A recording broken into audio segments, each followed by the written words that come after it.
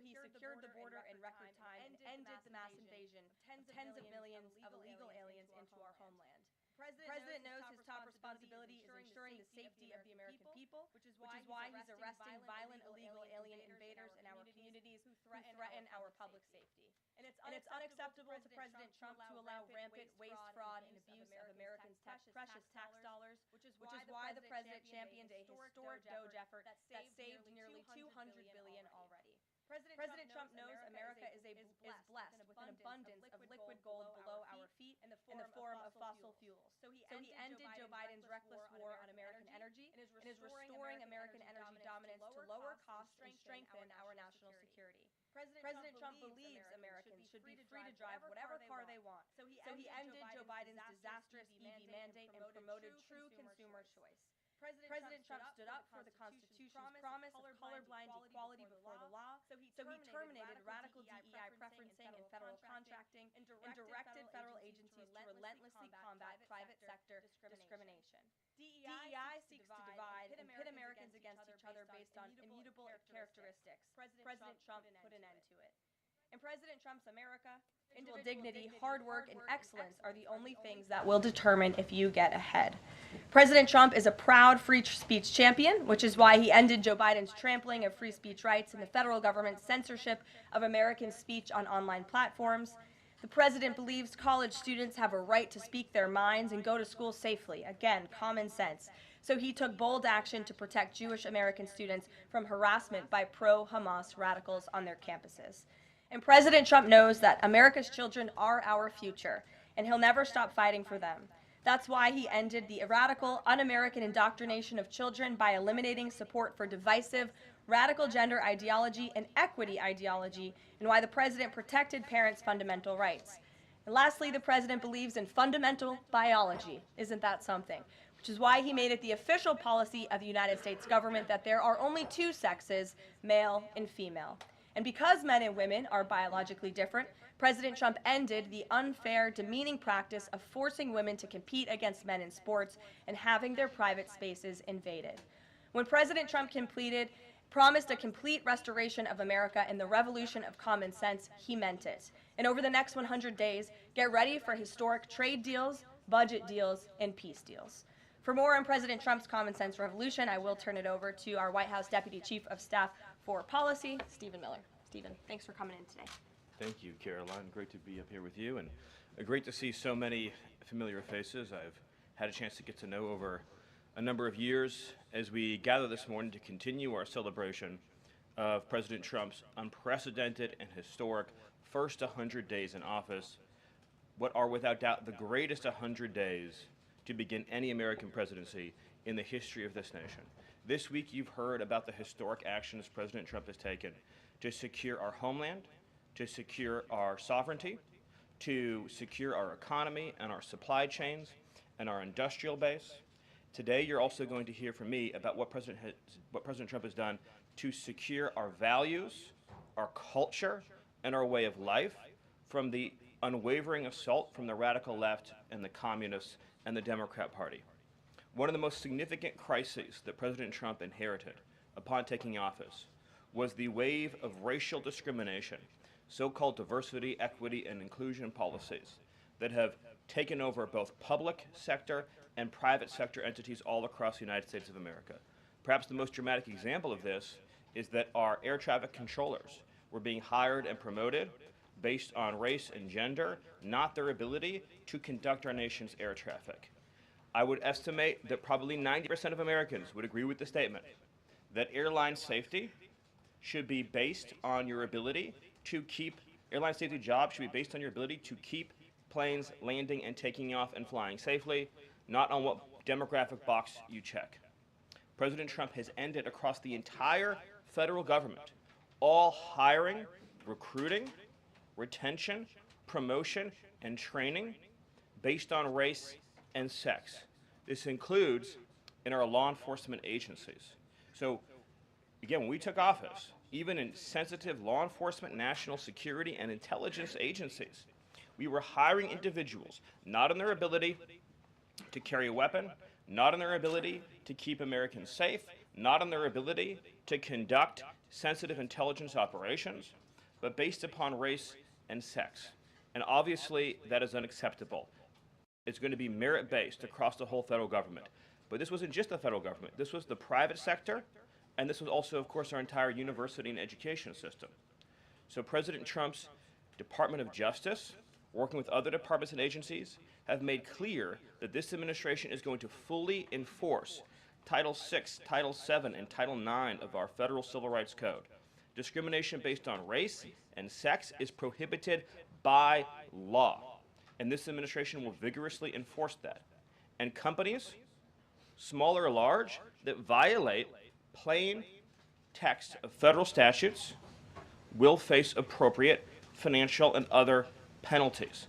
This administration is not going to let our society devolve into communist, woke, DEI strangulation. We are going to have a system of merit, which is not just a social and cultural issue, it's an economic issue. When you hire, retain, and recruit based on merit, as President Trump has directed, you advance innovation, you advance growth, you advance investment, you advance job creation, you create the best and safest product for all Americans. When a citizen goes to, say, a hospital in a medical emergency, they don't care what race or sex their doctor or their nurse is. They want the best treatment they can get in that emergency. When they're flying a plane or when they're on an aircraft, they want that pilot to be the best pilot, the safest pilot, not caring what that pilot's race or sex is. This applies across the whole government. In particular, looking at our university system, this administration has opened investigations into universities across the country for violating, and we talk a lot about Supreme Court rulings, universities across this country are in plain and direct violation of the Supreme Court's ruling that affirmative action, as in racial quotas and set-asides, are illegal. Students must be admitted to universities on a color-blind basis.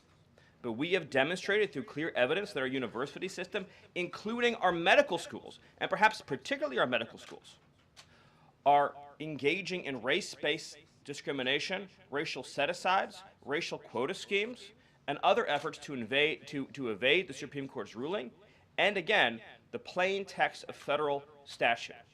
So universities are on notice, and universities are already facing the financial consequences of their noncompliance with federal law. The clearest example that we're all familiar with, of course, being Harvard, which is engaged in repeat, systemic, and sustained violations of federal civil rights law. Another area of civil rights law that we talk about a lot, of course, is Title IX, sex-based discrimination. And this administration ended the Biden administration's policy and the Democrat Party's policy of allowing men into women's sports, men into women's spaces. We are using every single legal and financial tool we have at President Trump's direction to make it clear that schools and universities are and will lose federal funds, as you've seen in Maine, if you allow men to invade women's sports and women's spaces. And this applies to our whole K-12 system. The Department of Justice is also coordinating with state and local law enforcement to fight child abuse in our school systems. It is child abuse to change a child's gender, particularly if you do not inform the parents. In other words, if a 5-year-old or a 6-year-old goes to school, or a 7-year-old goes to school, and the teacher tries to turn the boy into a girl or the girl into a boy, that is child abuse, and this administration is treating that as child abuse, and it is a gross violation of parental rights. This also includes the administration's message to our hospital systems that they cannot and will not be allowed to use taxpayer dollars to perform chemical castrations and sexual mutilations of children. Castration surgeries, castration drugs, sterilization treatments of children are barbaric. They violate all sound medical ethics. They are completely unwarranted. They harm children for life irreversibly. It is child torture. It is child abuse. It is medical malpractice. And so the Department of Health and Human Services, under the leadership of Bobby Kennedy, as well as the Department of Justice and other departments of this government, are making clear to our medical providers and our hospital systems that you cannot use taxpayer dollars to perform these barbaric procedures on America's children. And HHS has systematically updated eliminated all of the junk, fake science that was produced under the Biden administration, promoting sex changes on children, promoting the idea of sterilizing children. That's been cleaned out, that's been removed, and new guidance is being issued to doctors and hospitals advising them that they cannot perform these horrifying procedures, these irreversible procedures on our nation's children. We are also making clear in our prison system, male prisoners will not be allowed into women's prisons. The Biden administration promoted prison rape by putting men into female prisons. That is obviously insane, cruel, and unacceptable. And even though the Democrat Party and Hakeem Jeffries and the Democrat media continue to fight to put men into women's prisons, this administration will not allow that. And will not allow men, as well, in our K-12 system, into women's private spaces and restrooms. We have seen horrifying example after example of young girls being sexually assaulted because school districts have allowed men in women's and girls' private spaces. This administration, President Trump, is at the forefront of protecting women and protecting girls. And nowhere is that clearer than when we are talking about fighting radical gender ideology. This administration is also fighting to get critical race theory out of our school districts. Children will be taught to love America. Children will be taught to be patriots. Children will be taught civic values for schools that want federal taxpayer funding. So as we close the Department of Education and we provide funding to states, we are going to make sure that these funds are not being used to promote communist ideology. For any nation to be successful, it cannot teach its children to hate themselves and to hate their country. So these are a few of the areas in which President Trump has fought the cancerous, communist, woke culture that was destroying this country, where we were led to believe that men were women, that women were men, that racial discrimination was good, that merit was bad, and that safety and physical security mattered less than the feelings of liberal ideologues. The president has also fought to return the Department of Justice to its core mission of protecting public safety and locking up violent criminals, instead of using the Department of Justice to target conservatives, to target Christians, to target people of faith. The last administration cruelly and shamefully used the power of the Justice Department to go after law-abiding Americans, in particular Trump supporters, conservatives, and Christians. That persecution has ended. The Department of Justice and the FBI are back in the business of going after bad guys, of going after gangs, of going after criminals, and keeping Americans safe. Let me just conclude before taking questions by noting that when you look at the sweep of the first 100 days, every single crisis that has afflicted America for years, sometimes decades, sometimes generations, this president has fought head on. He has taken on every entrenched power structure and system all across this government, this swamp, this town. That includes, of course, the DOGE efforts to slash corrupt, wasteful government spending, graft, and corruption, and to stop billions of taxpayer dollars from going to radical left NGOs. These are left-wing nonprofits that are used to advance illegal immigration, to advance open borders, to advance gender ideology, and to advance all of this insanity that has been turning our country in the wrong direction for so many years. President Trump took head on the trade crisis afflicting this country with the destruction of our manufacturing and industrial base, the shameful betrayal of the American worker by Joe Biden and the globalists that sent all of our supply chains overseas. He took head on the catastrophe of mass, unlimited illegal immigration that was turning us into a failed third world state, and achieved the lowest level of illegal immigration in recorded history without even a close second.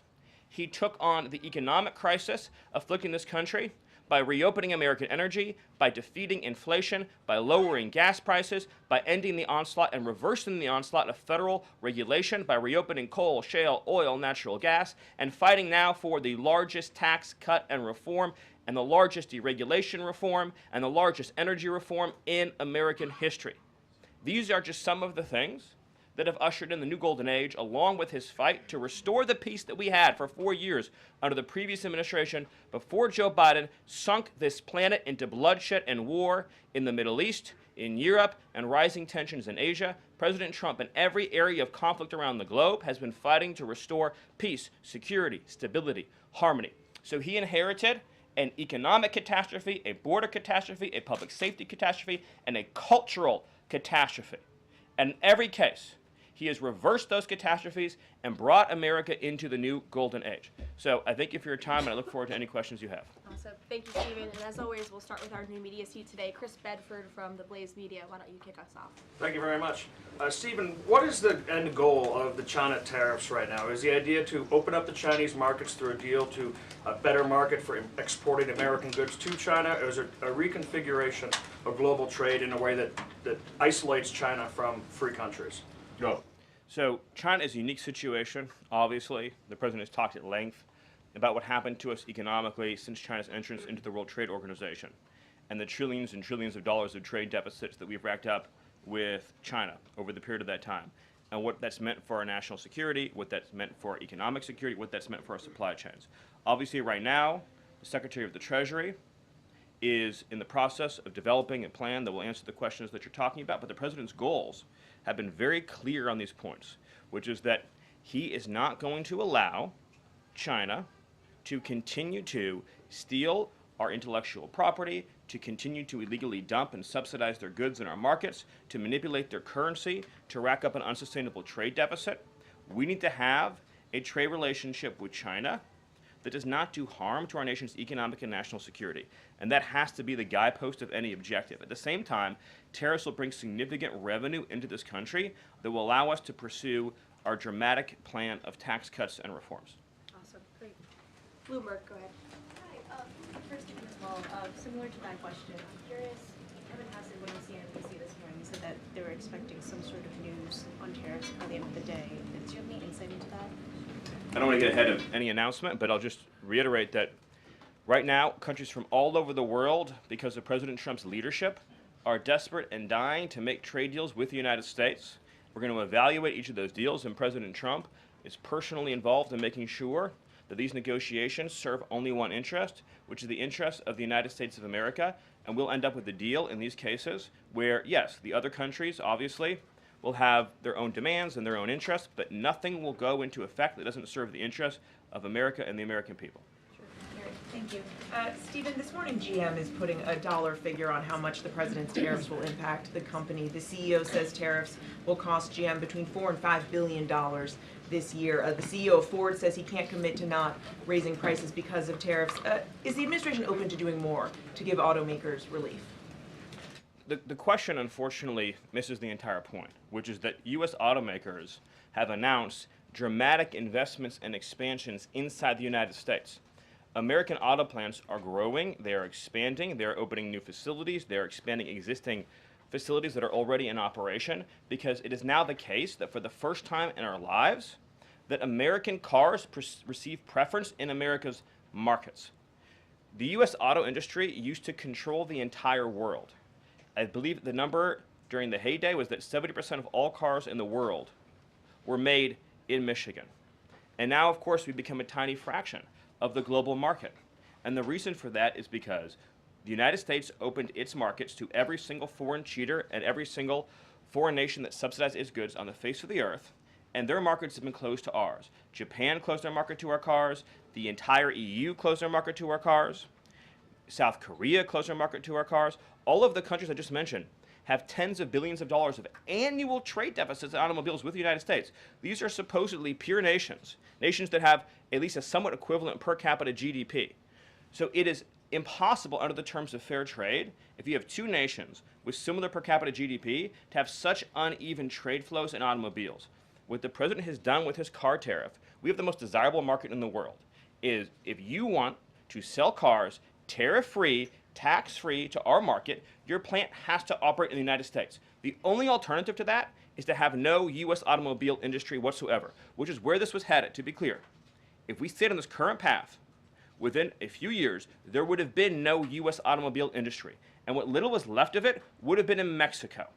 Because U.S. auto companies have steadily been shifting their supply chains to Mexico, where they believe it is cheaper to make their products. In reality, it'll be cheaper to make them here because there'll be no tariff for anything made in the United States, and we'll have the cheapest energy and the best regulatory environment in the face of the earth. But in the meantime, while manufacturing ramps up, American consumers may pay more. Do you agree? Not on cars they won't, because again, there's now a massive economic incentive for automobile producers to expand production in the United States, and whatever they make here, there will be no tariff.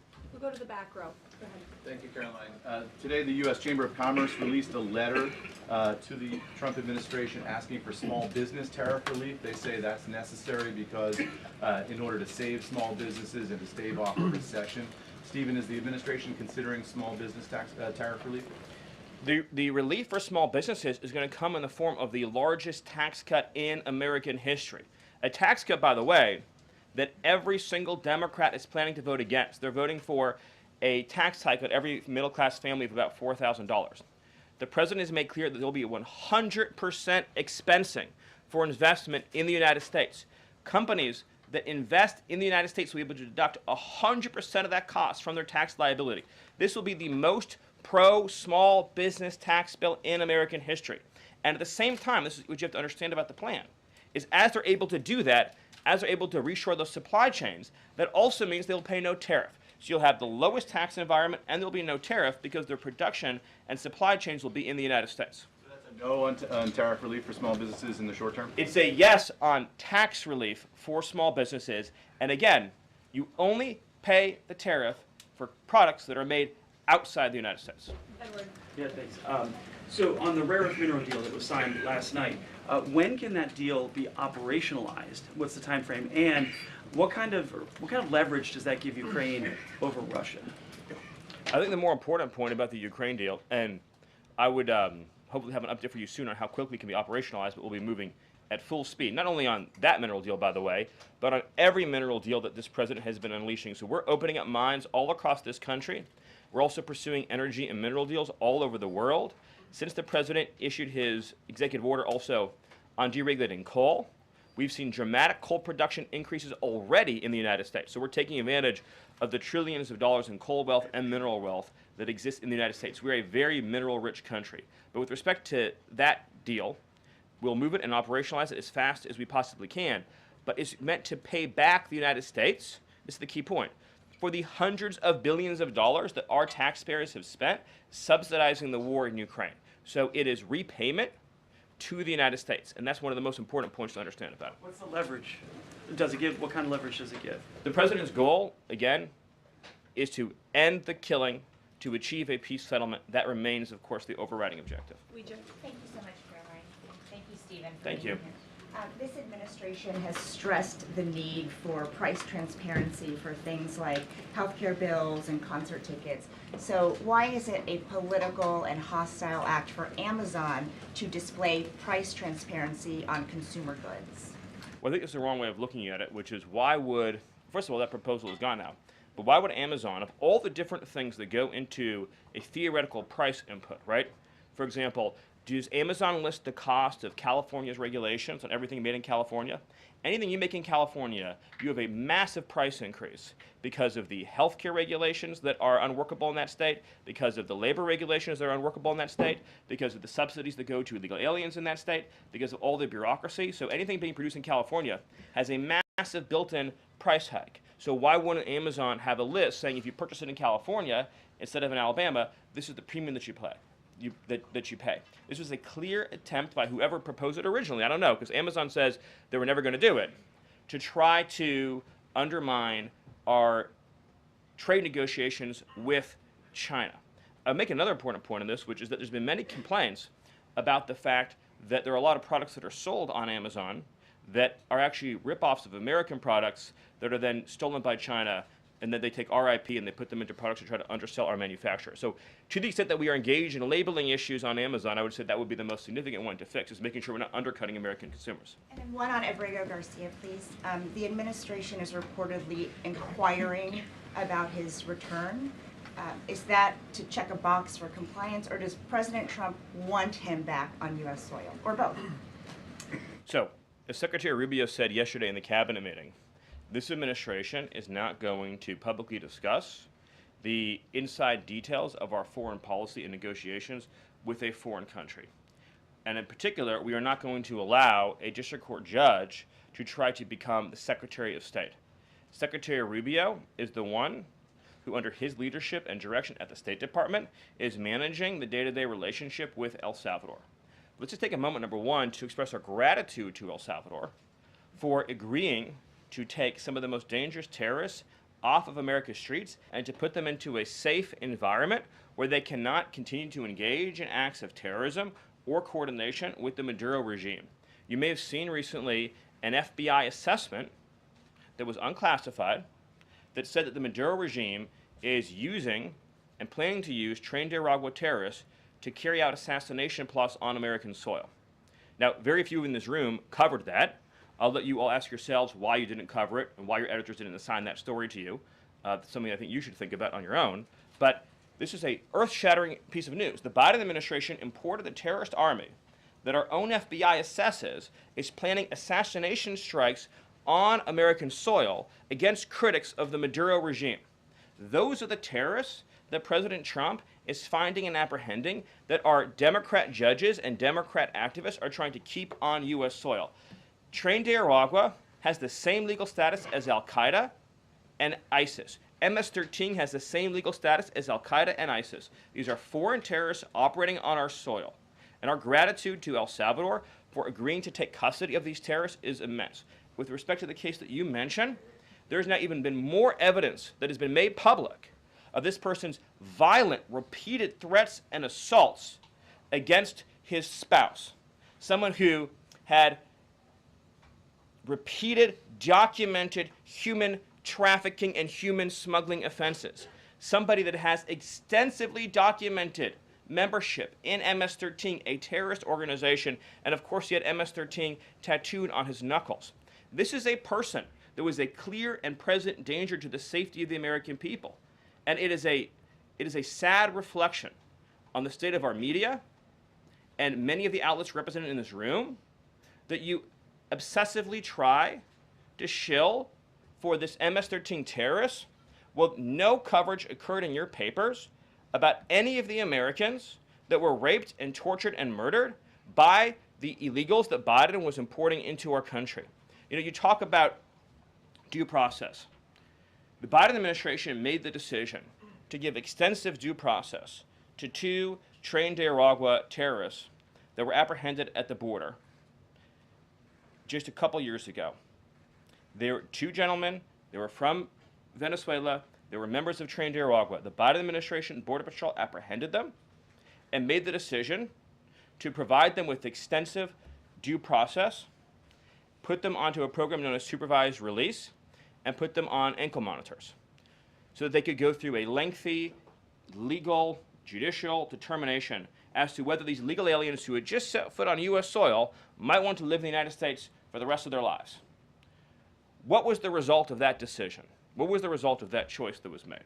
Those two men kidnapped a young girl named Jocelyn Ungary from her family. They beat her, they sexually assaulted her, they tortured her, they stripped her, they murdered her, and they dumped her body. That is what the Biden administration's policy was. Most of your papers never covered her story when it happened. To the extent that you covered it at all, it was because President Trump forced you to cover it by highlighting it repeatedly over and over again. He had to shame you into covering it.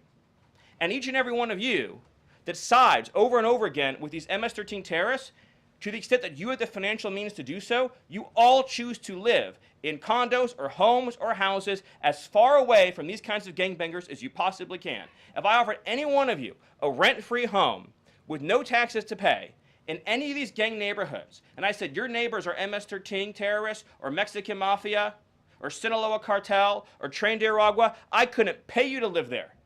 But yet you, with your coverage, are trying to force innocent Americans to have these people as their neighbors, and that one day their daughter may be abducted from their home and raped and murdered. So you're not going to get an ounce of sympathy from this administration or President Trump for the terrorists who've invaded our homes and our country. Awesome. Thank you. Peter, we'll take a couple more questions. A couple questions on Doge, of course, because that's the topic that you're here to speak about. But I want to ask you one other question about the topic of prices. We heard from the president on this just yesterday, right now, on prices and the risk that there could be some short-term, as he said, shortages. He was referring specifically to dolls. What do you tell Americans right now, Stephen, who say they can't afford to, in the president's words, be patient? Americans who voted for President Trump on his promise that he would lower prices across the board on day one. But he did lower prices across the board on day one. Well, grocery prices last month went up 0.4%, of course. So I mean, just across the board, not exclusively right. eggs. Inflation, as you would acknowledge, is down substantially. Gas prices are down substantially. The new GDP report showed a 22% record increase in investment in the United States of America. So all of the, and don't even, egg prices, of course, which was all you guys talked about for a few days, I think are down like 80%. The reality is that we can either surrender economically to China, or we can reclaim and reshore our manufacturing base and our industrial needs. And it's not just China. In the event of any national emergency, this is the president's first duty as commander-in-chief. In the event of any national emergency, we cannot be reliant on foreign countries for steel, aluminum, energy, technology, any of the essential components that we need to keep this country running. He is fulfilling his duty as commander-in-chief that every president before him had failed to fulfill or even actively betrayed. And despite inheriting all of this, as I mentioned, inflation down, jobs up, and particularly, by the way, jobs for American workers. So for the first time, you look at these jobs reports, the government workers are going down, which artificially, of course, increased previous job totals.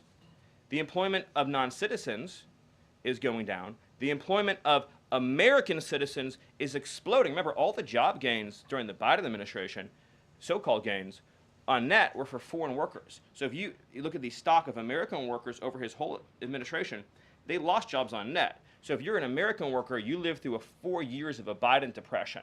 That was the economic reality that now the President Trump is rescuing. And again, if you make your product in America, there's no tariff. And as we develop advanced manufacturing techniques, increased AI, increased robotics, it'll be cheaper and cheaper and cheaper to manufacture in America. But to be clear, you said that prices have gone down across the board. The president himself acknowledged that on toys you may end up paying, on dolls he was referring to, you may end up paying a little bit more right now. So in terms of he was making the point that I think almost every American consumer agrees with.